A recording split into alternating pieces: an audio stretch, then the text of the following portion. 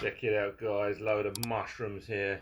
Just chopped up some chorizo. Eggs, obviously. Lovely bit of butter. Tiny splash of olive oil first. Butter. Lovely and melted now. Mushrooms. Now the chorizo, which I could have added in earlier. Just add the lid. A few minutes. Just whisk in the eggs. A little whisk. Seasonings. Onion granules, garlic granules, pepper and salt. 1 minute later, lovely crispy chorizo and mushroom. So now we're just going to add in our lovely egg mixture. So just flipped it, broke a little bit, unfortunately. Happens to the best of us. Anyway, we're dividing it to 3 pieces anyway, so not too bad. So just turned off the heat, cheddar cheese, let it rest with the lid for a couple of seconds, let that melt, and we're good to go. Spilling it on the top is optional, you don't have to do that.